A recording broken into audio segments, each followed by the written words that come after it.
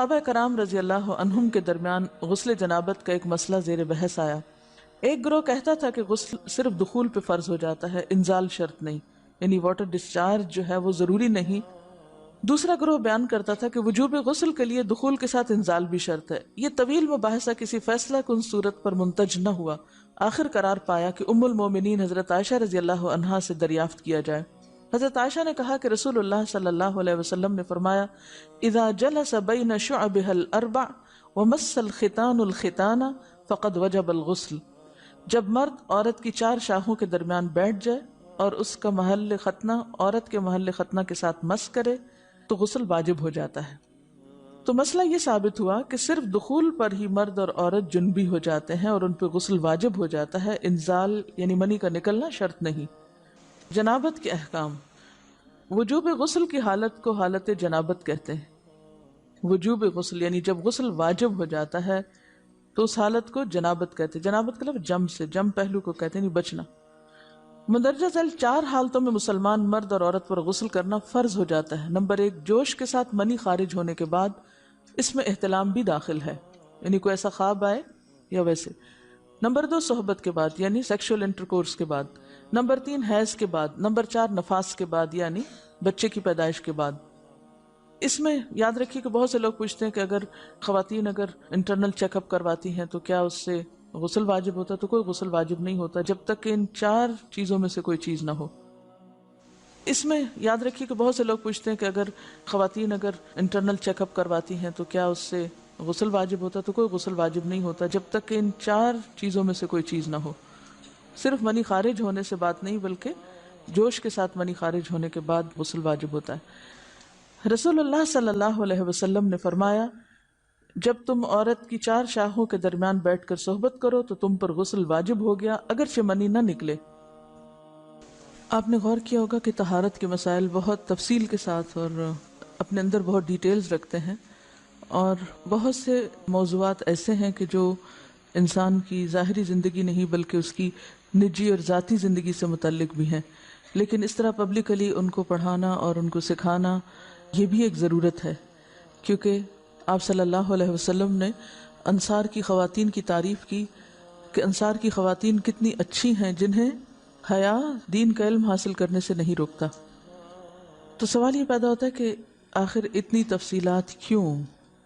اور بعض لوگ اس کو ناپسندیدہ قرار دیتے ہیں، تو ایسا کرنا ناسمجھی کی علامت ہے۔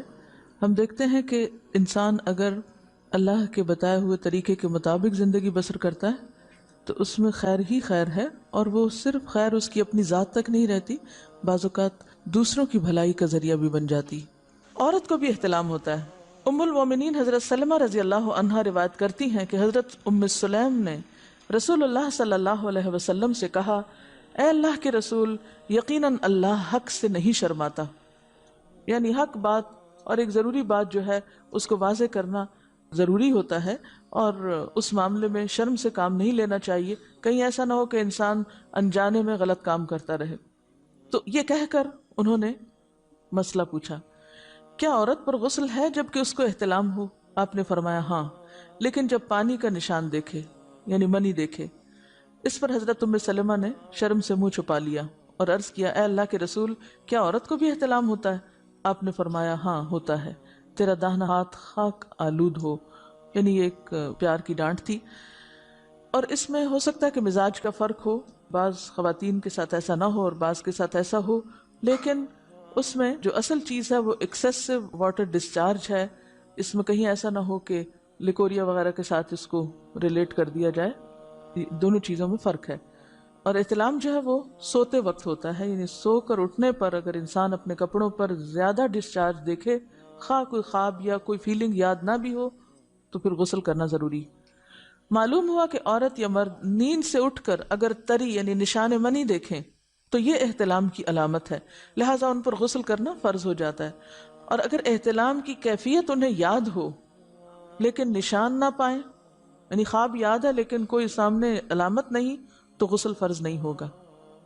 ایسی صورت میں شک کی ضرورت نہیں ہے کہ نہیں وہ میں نے خواب دیکھا اور مجھے خواب بالکل صحیح یاد ہے تو مجھے نہانا چاہیے، نہیں، محض خواب پر نہیں نہایا جائے گا جب تک کہ فزیکلی کوئی ایسی چیز سامنے دیکھی نہ جائے۔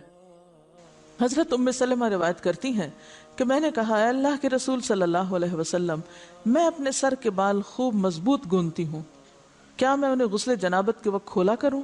آپ نے فرمایا، ان کا کھولنا ضروری نہیں، تیرے لیے یہی کافی ہے کہ 3 لپ پانی اپنے سر پر ڈالے، پھر اپنے سارے بدن پر پانی بہائے، پس تو پاک ہو جائے گی۔ یعنی بالوں کی جڑیں بھیگنا، سکن بھیگنا ضروری ہے، سارے بال کھولنا ضروری نہیں ہے۔ جنبی کے بالوں کا مسئلہ، حضرت عائشہ کو خبر ملی کہ حضرت عبداللہ ابن عمر عورتوں کو غسل جنابت کے لیے بال کھولنے کا حکم دیتے ہیں۔ فرمانے لگی، ابن عمر پر تعجب ہے، انہوں نے عورتوں کو تکلیف میں ڈال دیا، وہ انہیں سر منڈوانے کا حکم کیوں نہیں دے دیتے؟ یہ حضرت عائشہ کی ڈانٹ تھی، یعنی وہ یہ تو کہہ رہے کہ عورتیں بال کھول کھول کے نہائیں، تو وہ پھر سیدھا یہی کہیں کہ عورتیں بال منڈوا لیں۔ میں اور رسول اللہ صلی اللہ علیہ وسلم ایک ہی برتن میں غسل کرتے، اور میں اپنے بال کھولے بغیر سر پر 3 چلو سے زیادہ پانی نہیں ڈالتی تھی۔ معلوم ہوا کہ غسل جنابت کے لیے بال کھولنے کی ضرورت نہیں، مگر یہ حکم صرف غسل جنابت کا ہے، غسل حیض کے لیے بالوں کا کھولنا ضروری ہے، کیونکہ وہ مہینے میں ایک دفعہ ہے۔ حضرت عائشہ سے روایت ہے کہ انہیں رسول اللہ صلی اللہ علیہ وسلم نے غسل حیض کے لیے فرمایا، اپنے بال کھولو اور غسل کرو۔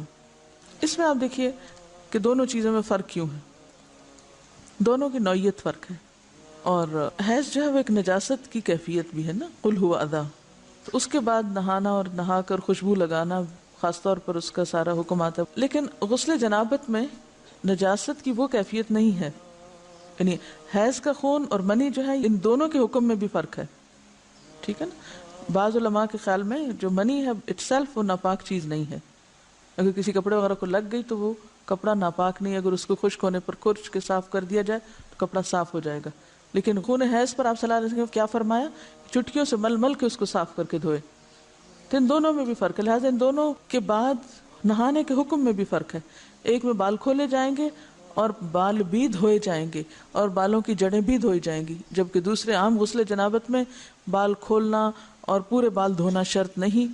بہت سی بچیاں ایسی جن کی شادی ہوتی ہے اور اس کے بعد انہیں ان مسائل کا پتہ نہیں ہوتا، یا تو وہ شرم کے مارے نہاتی نہیں، یا نہاتی ہیں تو پھر وہ پورے بال دھو دھو کے سکھانے میں اور ان چیزوں میں اتنا وقت ضائع کر دیتی ہیں کہ پھر بعضوں کا شوہر کی نافرمانی اور آپس کے تعلقات میں ٹینشن، لوگوں کا خوف۔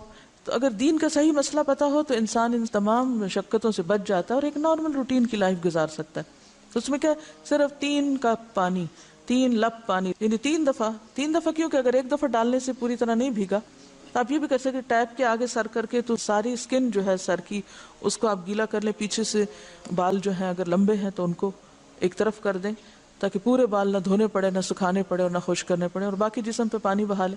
دوسری صورت یہ ہے کہ مگ میں پانی لے کے تو اس کو آپ تھوڑا تھوڑا کر کے پورے کو ایک دفعہ کریں، پھر اس کے بعد دوبارہ کریں، اور تیسری دفعہ رول کر کے بالوں کو پیچھے سے شاور کیپ ڈال لیں اور باقی جسم پھر دھو لیں۔ شاور کیپ سے کیا ہوتا ہے عام طور پر کہ پیچھے کے جو سارے لمبے بال ہیں پھر وہ نیچے گر کے گیلے نہیں ہوتے، وہ آپ کے سر پہ ہی ٹک جاتے ہیں۔ تو سر کی اسکن دھوئیں اور بالوں کو جوڑے کی شکل میں باندھ کے اوپر شاور کیپ پہن کے پھر باقی جسم کو اچھی طرح دھو لیں۔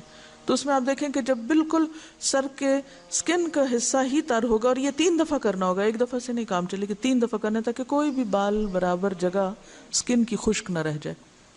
تو اس سے کیا ہوگا کہ جتنا کم بال گیلے ہوں گے اتنے کم دیر میں ان کو خشک بھی کیا جا سکتا ہے، اور کسی بھی مشقت کے بغیر انسان نماز پڑھ سکتا ہے۔